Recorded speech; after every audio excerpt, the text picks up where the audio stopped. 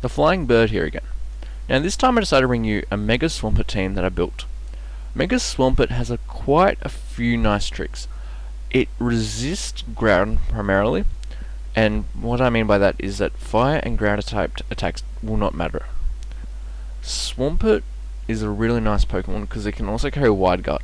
Now, I am not carrying Wide Guard because this is a Mega, but Wide Guard stops Precipice Blades and Origin Pulse. So this team is really built around trying to utilize Mega Swampert to its full ability. Kyogre is to set up Primordial Sea. Now, the interesting thing about Primordial Sea is that it allows Swampert to still use Swift Swim.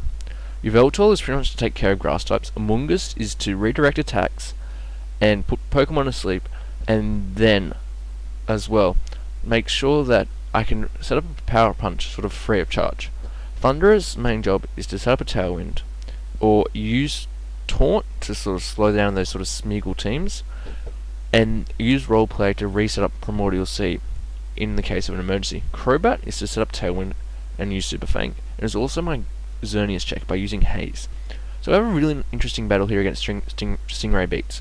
Now the reason why I'm bringing this battle is because it demonstrates how well Mega Swampert can be used, and it can be used extremely well outside of Primordial Sea, which is an important thing to note.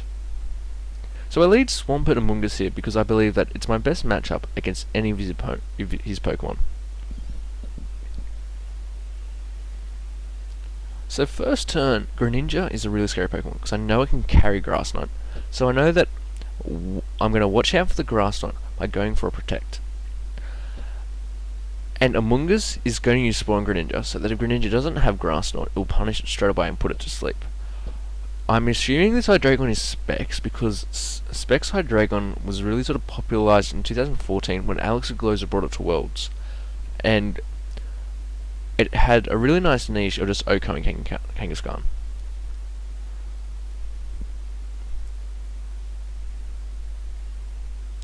So here's an interesting thing to note.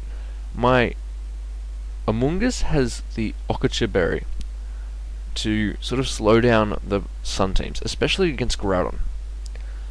So now that I know that this Hydreigon is faster than Greninja, because it did go first, I now know it's Scarfed. The important thing to know about that is since I know it's Scarfed, I can switch in Kyogre if Greninja doesn't have Grass Knot, just to set up the Primordial Sea, and Flamethrower will be evaporated. So I did go for the Grass Knot, and this is where it's really scary for me. My only counter to a Grass Knot at the moment is having Crobat in the back with its 4 times resistance to grass. This turn I decided to go for a Gastro Acid so that Greninja has one choice. It chooses a type and it stays that type, removing its protein power, which gives it that nice stab boost.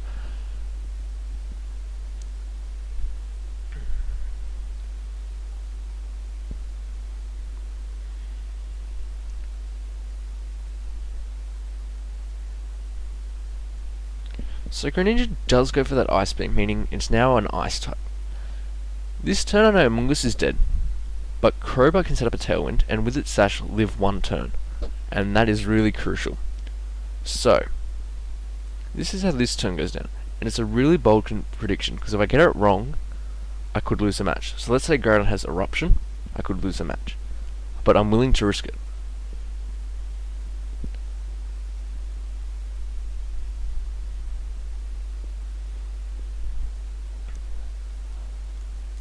So I decided to bring Kyogre in here because I can then set up the Primordial Sea, and then go for the Water Spout. And with Crobat going for Super Fang on a Greninja being that Ice type, it's going to be neutral damage, and it's going to do a lot.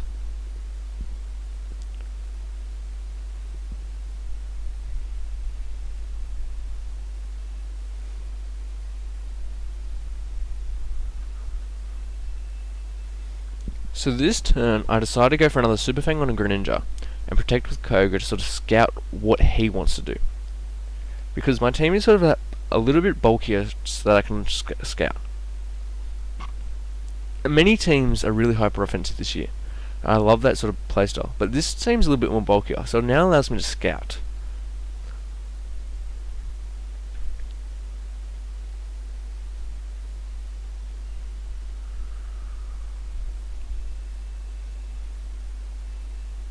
So I'm now 4-2 down.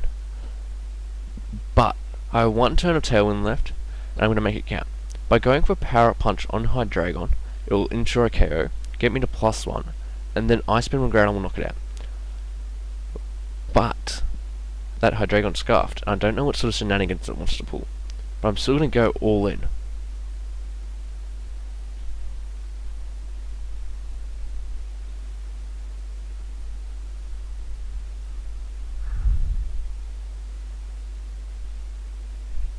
So Greninja comes in. Now this turn, I make a really bold prediction. I know that Greninja wants to Grass Knot my Swampert. I'm going to go for the Ice Beam on Greninja. Now the important thing to note is Kyogre gets one-shotted by Grass Knot. So it's a really risky play, but if it pays off, I win. So, let's see how it goes.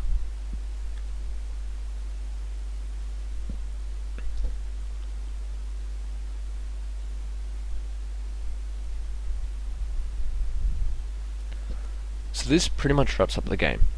Now, he sends in Mormole, I'm at neutral attack, and I decide that Earthquake's the best play here, because it'll sort of nuke the Mormole and nuke the Groudon. And once Groudon's down, I can pretty much just know that the Sucker Punch is coming from Mormole, because I'm on such low HP, that I'm going to protect with Kyogre.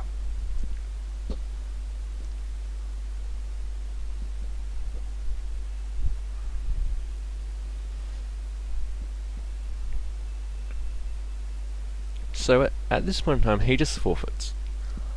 And this just demonstrates the power of my Mega Swampert team. So thank you all very much for watching another one of my videos.